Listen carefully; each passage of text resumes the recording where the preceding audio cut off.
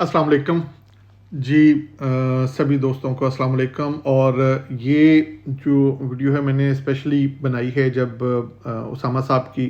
Video भी आप देख चुके हैं उस प्रोजेक्ट के मतलब। और फिर कल की जो मीटिंग हुई थी उसके अंदर भी जो हर चीज़ वाज़े हो गई और हम बहुत बेहतर तौर पर समझ चुके हैं जो भी इस प्रोजेक्ट के खदोखाल हैं। लेकिन बहुत सारे लोग ऐसे हैं जिनको बहुत सादा ज़ुबान में इस प्रोजेक्ट के मुतल्लक पूरी इंफॉर्मेशन चाहिए। तो जो मेरी अंडरस्टैंडिंग है उसामा साहब भी इस वीडियो को देख के इसको रिकमेंड कर सकते हैं, बता सकते हैं कि इसमें कोई अगर बात रह गई हो तो वो इसमें ऐड ऑन कर दें।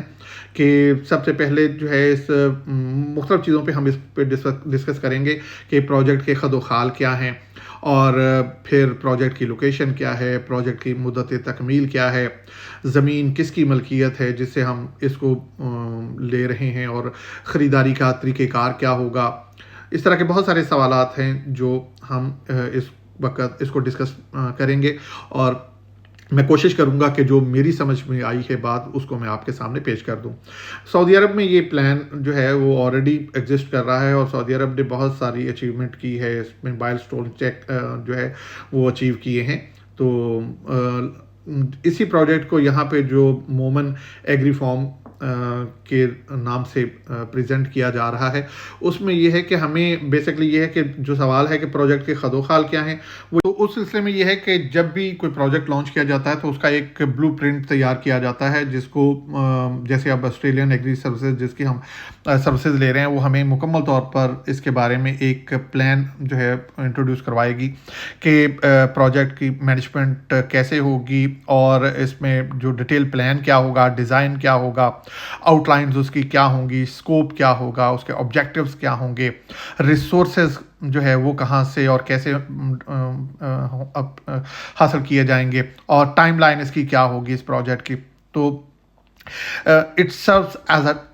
Road map for the project team. तो इसलिए ये चीज़ें तो हमें वो मुकम्मल तौर पर बताएंगे जब हम इस प्रोजेक्ट को लॉन्च करेंगे। तो ये सारी चीज़ें पहले हमारे इल्म में आ जाएंगी यकीनन। तो प्रोजेक्ट की लोकेशन के बारे में उसामा साहब ने जो बताया है वो ये है कि ये गालबन झंग का जो एरिया है, झंग से लेके मुल्तान तक का एरिया, इसके अंदर इसकी सर्च की जा रही है कि कोई हमें 250 एकड़ का कोई एक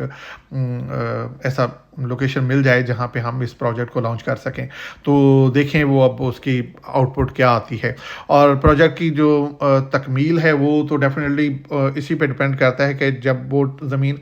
हैंड ओवर हो जाती है हमारे, जब ये सारा ये प्रोसेस तय हो जाता है उसको कितना टाइम लगता है, ये डिपेंड करता है हमारे सारे उस पे अवेलेबिलिटी पे और फिर आपके कंट्रीब्यूशन पे कि किस तरह आप इस पूरे प्रोजेक्ट को बाय कर लेते हैं सभी लोग। तो फिर तो हमें किसी और बंदे की ज़रूरत नहीं पड़ेगी कि हम इसको फर्दर भी किसी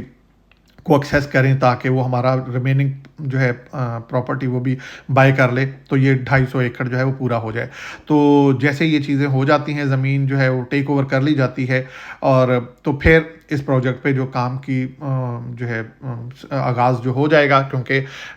वो हमें जब इसका ब्लूप्रिंट दे देंगे सारे काम का कंपनी, तो फिर वो हमें ये भी बता देगी प्रोजेक्ट की तकमील कितनी देर में होगी और कैसे ये अब जो है अपना काम कब से स्टार्ट कर देंगे। तो जब वो स्टार्ट कर देंगे तो डेफिनेटली फिर तो अब टाइम कितना गेन होता है ये तो फिर वो उसकी उस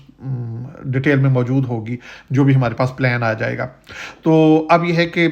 हमें जो इसको कैसे लेना है, ज़मीन का मालिक कौन है। तो जो मेरी समझ में आ रहा है कि ज़मीन ज़ाहिर है ये मुख्तलफ लोगों की मलकियत होगी, किसी के एक बंदे के पास तो ये 250 एकड़ अवेलेबिलिटी शायद मुश्किल हो, तो ये मुख्तलफ लोगों के पास से ज़मीन जो है चूँकि आएगी तो फिर उसके लिए भी जब हम इसको बाय करेंगे तो फिर हम एक अपनी कंपनी तश्कील देंगे और वो कंपनी एक कंसोर्शियम भी हो सकता है कि यानी मुख्तलिफ कंपनियां बना लें, यानी चंद चंद लोग कहें कि जी मैं 50 एकड़ ले रहा हूँ, मैं 10 एकड़ ले रहा हूँ, 20 एकड़ ले रहा हूँ, यानी अगर जिस तरह के भी छोटे छोटे भी चंक इसमें आते हैं तो वो छोटी छोटी कंपनियां भी बना के आप एक कंसोर्शियम भी बना सकते हैं। तो जो इसको फिर आगे प्रेजेंट करेगा, तो कंसोर्शियम आप समझते हैं कि मुख्तलिफ कंपनियां, यानी अगर आप 2-4 लोग आपस में एक दूसरे पर ट्रस्ट करके कोई कंपनी बना लेते हैं, 2-4 दूसरे बना लेते हैं, آپ کسی ایک کمپنی کے امبریلا کے نیچے نہیں آتے، یا ساری ایک کمپنیاں اس طرح جب مختلف تشکیل پا لیتی ہیں تب بھی وہ ایک کنسورشیم بنا لیتے ہیں کہ ٹھیک ہے اب ہم ایک کنسورشیم کے ایک انڈر ہم اس چیز کو بائی کریں گے، جو بھی پراپرٹی ہے۔ تو پھر یہ ہے کہ وہ جو کمپنی ہے جب اس کے ساتھ جو خریداری کرے گی تو زمین کا مالک بھی وہ پیمنٹ اس کا بھی ایک پھر لیگلی ہمیں ایک ہی جگہ پہ ہم پیمنٹ کریں گے، ایک ہی وقت میں اس کی ساری جو ہے ہم ٹیک اوور کریں گے۔ تو اس کا طریقہ کار ظاہر ہے پھر وکلا ہوتے ہیں، پھر جب عدالت میں جا کے اس کے پراپر بیان ہوتا ہے، مالک بھی دیتا ہے کہ ہاں میں نے اس کی پیمنٹ مجھے ہینڈ اوور ہو گئی ہے، اور میں یہ عدالت میں جا کے آپ اپنا ڈرافٹ پے آرڈر دے دیتے ہیں، اور عدالت اس کی پھر ذمہ دار ہو جاتی ہے، اور عدالت کے سامنے مالکان پیش ہو کے تو وہ اپنی زمین جو ہے حوالے کر دیتے ہیں نئے مالک کے۔ تو اس طرح یہ ہے کہ یہ لیگلی اس کو پوری پروٹیکشن ہو جاتی ہے۔ تو پھر جب یہ زمین ہمارے پاس آ جائے گی، پھر یہ زمین جو ہے وہ پھر آسٹریلین کمپنی کے حوالے کی جائے گی، جس کا وہ پلان ہمیں دے چکے ہوں گے۔ اس پلان کے اکارڈنگ پھر اس پہ انشاءاللہ تعالی وہ کام سٹارٹ ہو جائے گا۔ تو یہ ساری اس کی صورتحال ہے۔ امید ہے کہ انشاءاللہ یہ پروجیکٹ بہت ہی کامیاب ہوگا، اور اس میں کسی بھی قسم کا کوئی رسک فیکٹر اتنا نہیں ہوگا، کیونکہ ظاہر ہے جب ہم ایک لیگل فارمیلٹیز ساری مکمل ہو چکی ہوں گی تو پھر آگے ہم پھر انشاءاللہ انتظار کریں گے کہ ہمیں بینیفٹس کب آتے ہیں، کیسے آتے ہیں، اور پھر جو اس پروجیکٹ کا جو باقی خد و خال ہیں وہ بھی آپ کے سامنے پیش ہو گئے کہ کس طرح آپ دیکھ لیں کہ یہ اس کے مختلف میں نے امیجز اس میں ویڈیوز شارٹ ویڈیوز لگائی ہیں تاکہ آپ کو پتہ چلے کہ جو بڑے بڑے ایگری فارمز ہیں وہ کس طرح کام کرتے ہیں، اور کس طرح ان کی جو ساری سروسز ہوتی ہیں، کیسے وہ اس کو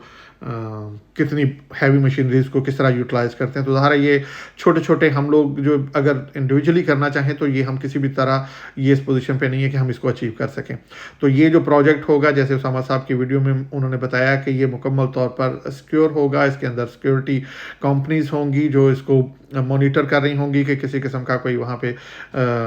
مس ہیپ نہ ہو سکے، کوئی ہمیں کسی اور قسم کی تنگی نہ پیش آ سکے۔ سیکنڈلی یہ ہے کہ اس کی باؤنڈری وال کے لیے انہوں نے کہا ہے کہ اس کی مکمل طور پر وہ باؤنڈری وال اس کی ہوگی۔ تو یہ ساری چیزیں اب یہ ہے کہ اگر یہ 6 لاکھ جو ہے پر ایکڑ ہمیں یہ مل رہی ہے زمین، اور یہ باقی ایکسپینڈیچرز ملا کے تقریباً 8 لاکھ پر ایکڑ اس کی کاسٹ آ رہی ہے، تو ہمیں بہت امید ہے کہ انشاءاللہ جیسے ہی یہ زمین کوئی ہمیں لوکیٹ ہو جاتی ہے کہ ہاں جی یہ لوکیشن ہے، تو پھر انشاءاللہ ہم اس پروجیکٹ پہ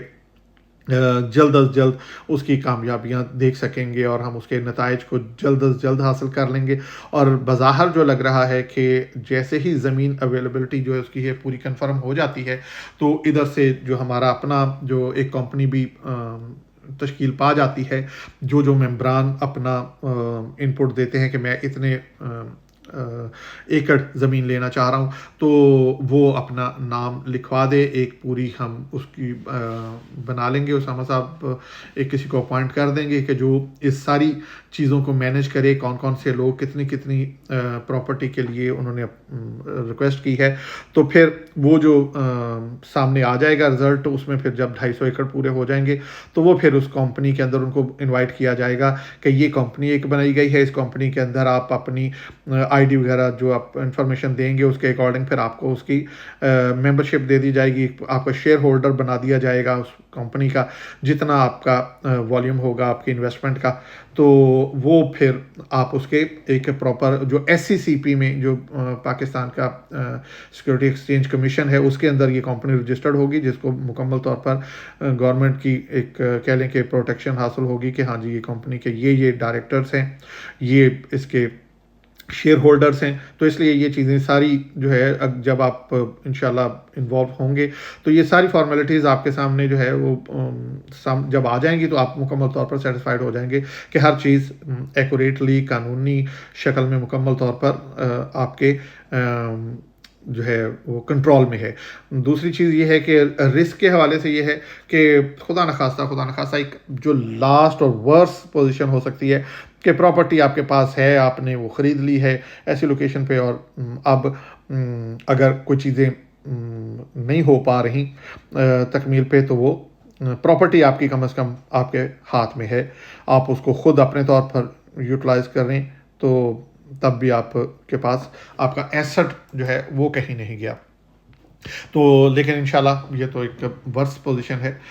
اور اب یہ ہے کہ امید ہے کہ انشاءاللہ یہ جلد از جلد ہمیں پراپرٹی اب مل جائے گی، اور اب آپ اس کے لیے اپنے نام تجویز کر دیں. ہاں دوسرا یہ ہے کہ اس پراپرٹی میں شاید جب ہم اس کو ہمیں پراپرٹی ملے گی، کوئی نظر آ جائے گی، تو ظاہر ہے اس کے لیے